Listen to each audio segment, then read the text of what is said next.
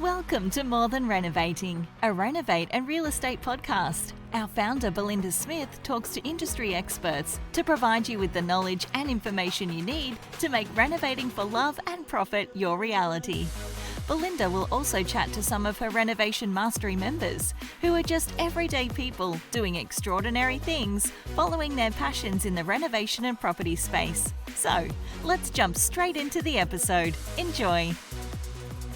Hi everyone, my name is Belinda Smith. I'm from Renovate and Real Estate, and I have a special guest today, Samantha Asher. Samantha is joining me on my podcast, More Than Renovating, a Renovate and Real Estate podcast. The reason we say More Than Renovating is there is so much more to the craft of renovating, both the physical stuff, what we actually have to do, but also the personalities behind the renovators, the homeowners, the people who do joint ventures. Welcome, Samantha. Thank you for joining me. Thank you, Belinda. Samantha, just to kick off, let me know about yourself, where you grew up and what kind of family environment you grew up in and how you ended up thinking about property and renovation as, a thing to do. I grew up mostly around Brisbane, Southside, Bayside, with trips every couple of years to Victoria and back. And yeah, I'm living in Brisbane now. So how did I get into it? That's a good question. I think most of my adult life, like not growing up, I had nothing to do with renovating at all. But I did want to be an architect initially, strangely enough. But I've been around renovation, construction most of my adult life. I had, an ex-father-in-law who was a property developer, ex-husband, a builder. And then I got into energy efficiency consulting for housing at one point. So building or construction has always been a little bit of a part of your lifestyle by osmosis or by the fact that you're involved yourself? Yeah, pretty much. So do you think that's really helped with your belief or I'd say lack of concern is a better way of putting it, when you're building a team, working with builders, organising what needs to be done on a site, like just having that background and watching your parents involved in renovating, do you think that's made a difference? Yeah, it wasn't a conscious thing then. Like my ex-father-in-law being a property developer, I didn't even think I realised at the time because I was so young. But then I've worked for a construction company as an office manager as well for 6 years, most recently. So that sort of really brought me back into it as well, because I'm watching everybody else doing things that I later then realised I wanted to do as well. Yeah, so when you're watching other people do stuff and you're sitting back and you're working hard for your money per hour, what does that make you think about? Like, has it been a thing where you've thought, okay, I can do this for myself at a higher level? Yes.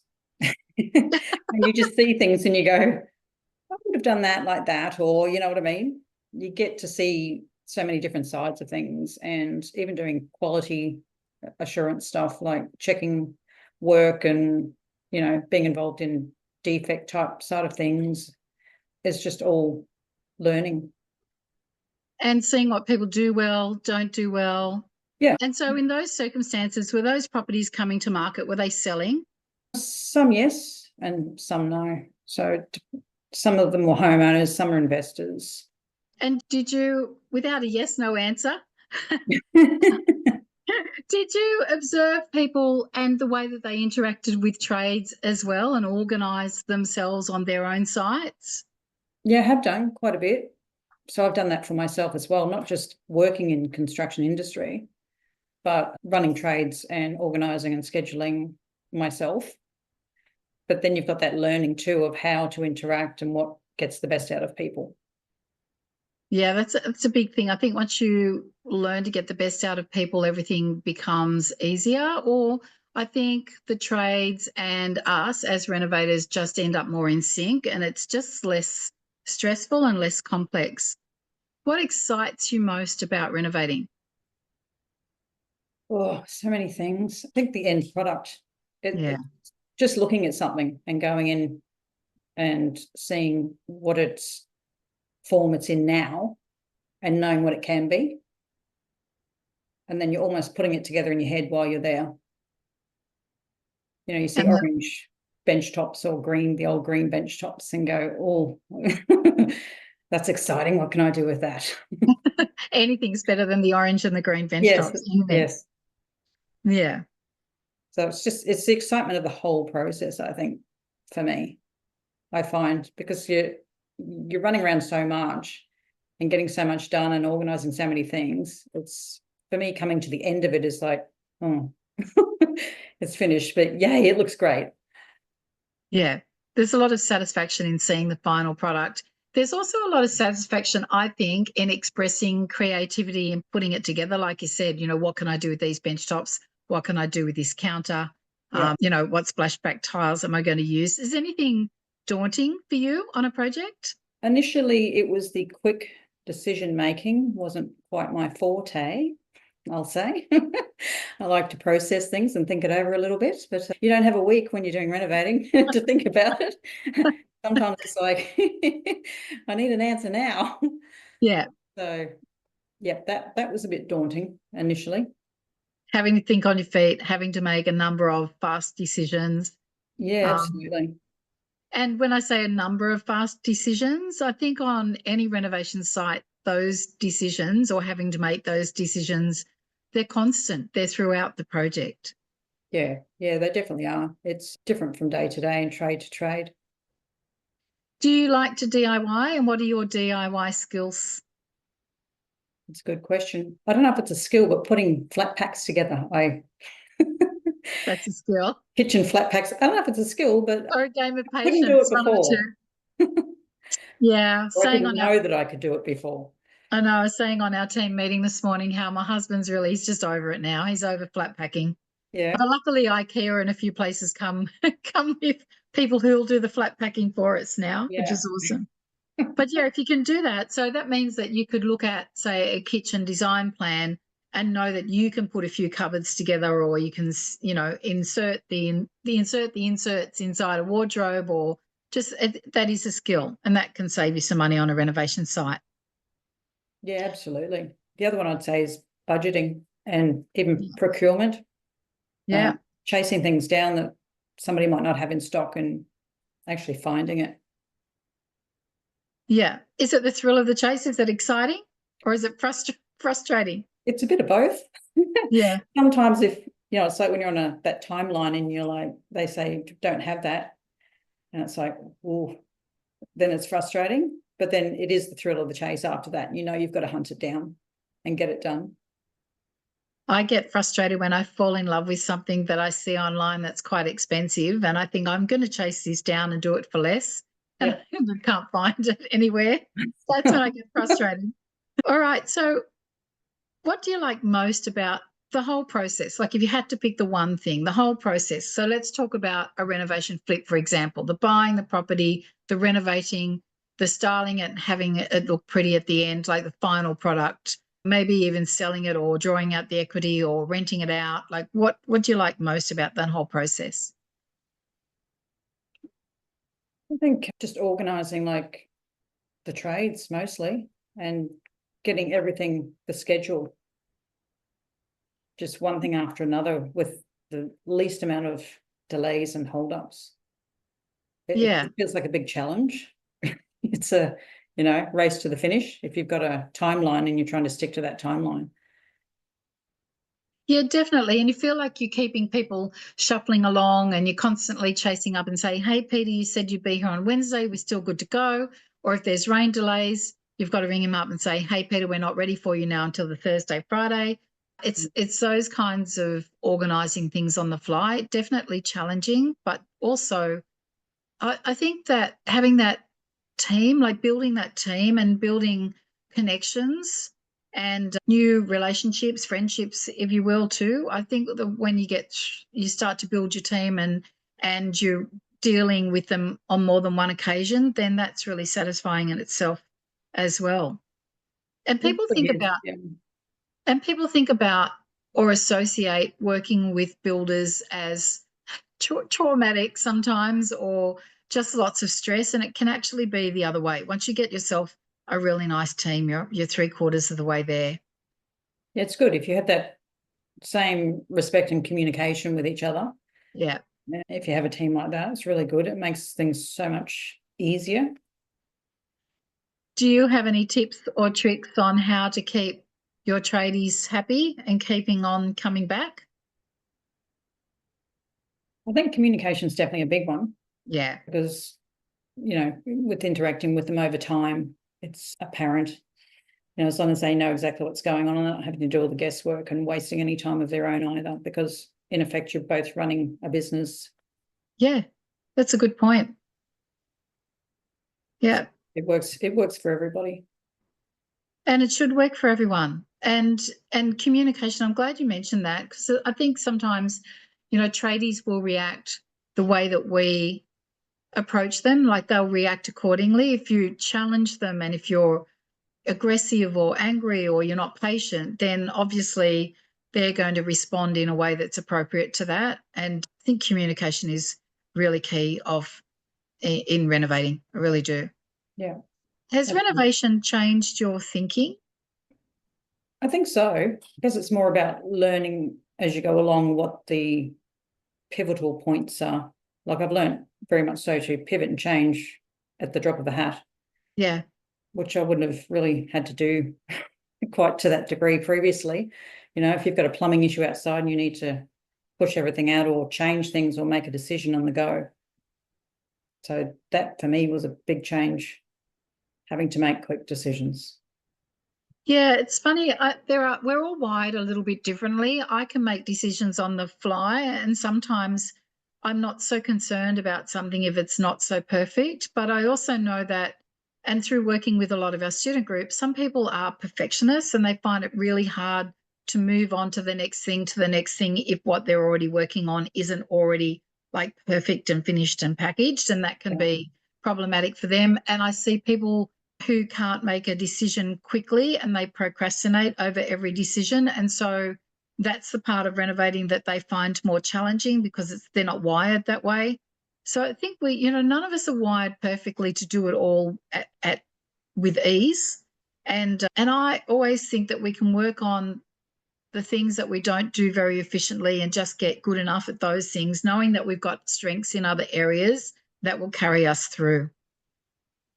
Yeah, absolutely. I've definitely made improvements in that area. I can do it now, whereas I couldn't before. So there's not really a lot of choice sometimes. Yeah, I love it. Love when you said that. There's not choice when you're in it. And for all of the procrastinators and the perfectionists out there, what Samantha said then is just really profound. When you're in it, you don't really have much choice but to just get on with things. And that can be a cure for a lot of ailments because you're in it. Once you've started your project, you can't sit back and wonder and ponder for weeks when people are waiting on selections of tiles, vanities, taps, they're waiting on installing things. So you just have to make those decisions and keep moving forward. I've sort of changed my thinking on spreadsheets. Yeah. Maths thing, wouldn't have liked it before, but now it's like, love a spreadsheet. Yeah. Love a spreadsheet with a budget. Yeah, and some form of tracking so you can see where you are. Yeah, list writing, spreadsheets, however people like to do it, you just need it. It's too complex. There's too many little bits and pieces to remember without those things, especially when you're getting down towards the end of your budget and you're trying to work out what jobs are left to complete, what they're likely to cost, what's gone over budget during the renovation, and what have you saved money on during the renovation previously, so you can just pull in right at the finish line on time and hopefully on budget, reasonably close to both. And you do that by just pivoting along the way and just tracking everything along the way really tightly, and spreadsheets are awesome for that. Or software programs, and there's a couple of apps online. There's none of the apps that really jump out at me as being absolutely brilliant, but a spreadsheet is something that everyone can do and so necessary. It's been really helpful. Yeah. What role has being part of property communities held in your success, your renovation success? Being part of community? Yeah. I think finding one that is encouraging, like it makes you feel comfortable and a place to grow. Yeah, good point. Like-minded people for sure. Yeah, it just gives you that extra confidence to, be able to ask questions and feel like you can move forward. Yeah, true. And the confidence, I think, to just keep on moving forward, knowing that you can ask those quick questions and get your answers on the fly. What are you working on right now, Samantha, or what are you planning on working on? What's in the wind? Wind renovation project. Yeah, that's good. Is what I'm hunting. Yeah. Of course. Funny that. Yeah. Apart from, renovation consulting as well. So I'm working on both of those and working with JV money partners. Yeah, of which you've already got a few people who are sold and sold of your expertise, prepared to back you and work with you. So good on you. What's been your favourite project so far, your renovation project or build project? Probably the one that was the most complex, which was initially a small little shack that was going to be renovated that ended up being knocked down and brought in a house from the Bayside, just a house lying around, and raised it. Spare house. Yeah, spare house. Thought I might as well utilise it. Yeah. That one got raised and built under and converted to a rooming accommodation as well. That was a big one. That is a big one. So tell me a little bit more about that. Well, the house was actually from somebody else who wanted to clear their land. Yeah. So, and they had somewhere for the house to go, then they didn't have somewhere for the house to go. And then it ended up being on my property. So it worked out rather well. It's a bit of an older home. So yeah, it needed a little bit of work, but just to give it also has a granny flat on it, that particular one. So you raised the whole lot and then you built in underneath. And what did you end up with? Like what was the conversion look like? What was it originally? 3-bedroom house or a 2-bedroom house? Well, the one that was brought over? Yeah. Yes. Oh, I have to think back now. 3-bedroom. Yeah. With a large, the massive kitchen dining area, which then got turned into another room. Yeah. And separated out some of the other rooms. So there's 3 then upstairs, 3 rooms, 1 downstairs, a triple garage that wasn't there before. And how many bathrooms? 5 for the 5 different rooms. So every person who rents a room has their own bathroom facilities? That's right, yeah. That's what makes these rooming houses more appealing than ever before, is just providing a bathroom per person. People will share kitchen facilities, but a lot of people like their own bathroom space. And what is the demographic of renters in that property? Youngish professionals. Yeah. Yeah. So far. What's their reason for just renting basically a room, a bathroom with a shared kitchen? That's a good question. Price, mostly, yes, single men just that are working, not that far away. Yeah. We've had chef people, people that work from home. So, yeah, it's a bit of a mix. And do you have management in place? Yes, I do. Yeah, they look after everything. So that makes it a lot easier. Yeah. And does the manager stay on site in a room? Okay. So you've got external management? Yeah, external. And what's everybody responsible for when they're in a rooming house like that? Like each individual occupant? Yeah. So obviously cleaning their own room, their own apartment. Yeah. Common area.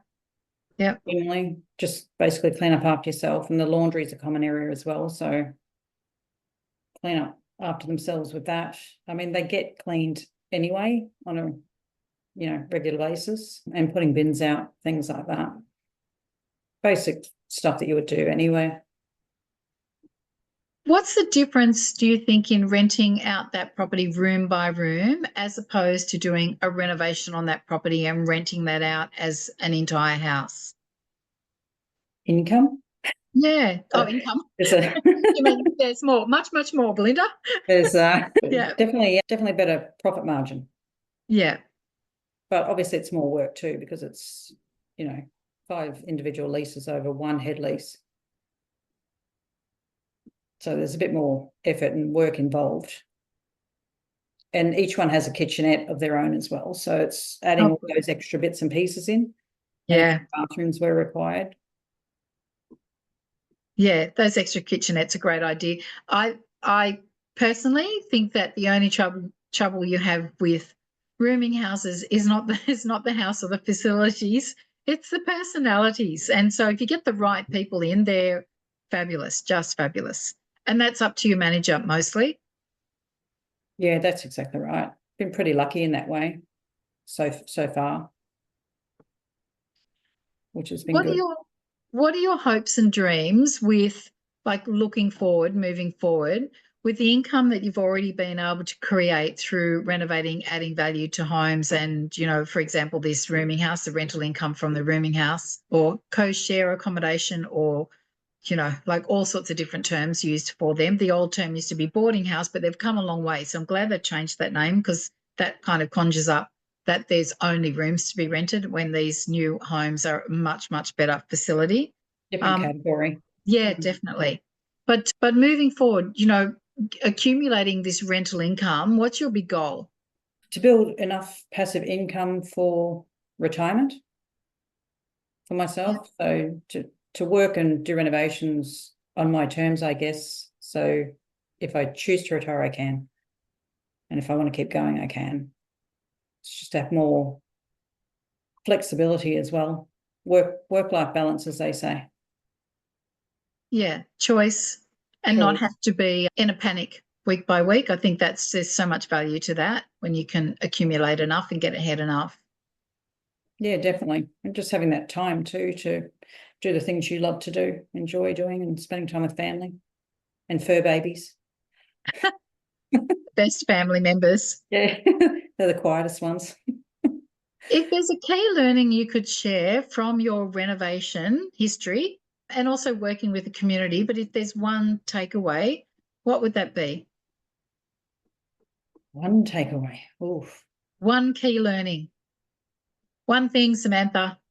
I've got like 5. Okay, go 5. I think believe in yourself if it's the way you want to go. Yeah, beautiful. Love that. Keep learning. All right, let's keep going. What are your others? Ask questions and enjoy the journey. Ask questions and don't feel silly about asking the questions. Yes, great. Right. If you're in a good team and a good community around you, it makes all the difference. Yeah. That's it. You told me there's 5. You stopped at 2, but that's all right. Okay, so what are your goals for the next 12 months and beyond the next 12 months? Like, how soon do you want this retirement thing to happen for you? It's a 5-year plan. Yeah.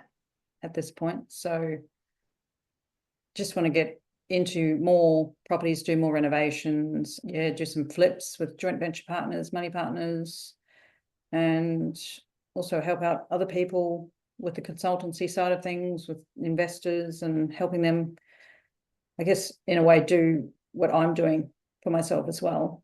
Yeah. To increase their rental yield or even prepare to sell to get that better price. And also homeowners who, a lot of people I speak to know they want to do something, but they don't know where to start and what to do. Yeah, or don't know where to buy stuff, or just are too busy to figure it all out, because there's quite a bit to it, as we know. Yes, it is. Yeah. And so helping those people along the way and doing your own property deals, and that's going to head you towards retirement. So some client income and also some work that you're doing inside the renovation space with your own deals. So what do you think that is the biggest challenge of all of that moving forward?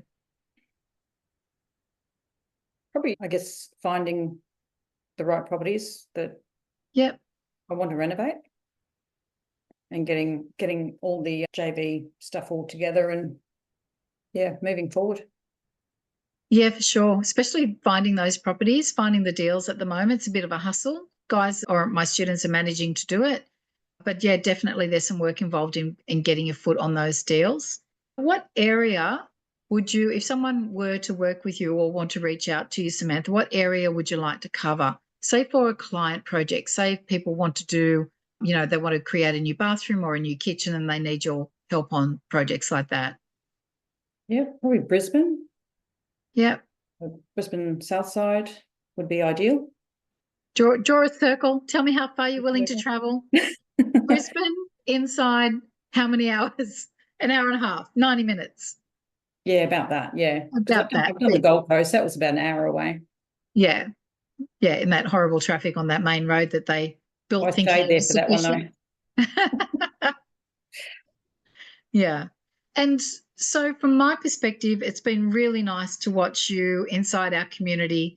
You've already got a lot of core base knowledge when it comes to property investing and renovating, and you bring that with you to my community, which happens a lot. Like, people come to me and they've already got their own things, their own skills, which they willingly share with others. And then see you grow and now building your brand around renovating so that you can do bigger, better joint venture projects for bigger, better profits. That's where the game is for all of us, is just to go bigger and better, to hold on to properties that serve you well, which you have with your rooming house and others along the way. And so I just want to say congratulations, Samantha. Thank you. And I love having you inside our group. Thank you. If anybody, you're welcome. If anybody wants to work with Samantha, they can find Samantha on Instagram and Facebook at On Display, ONDISPLAY, On Display.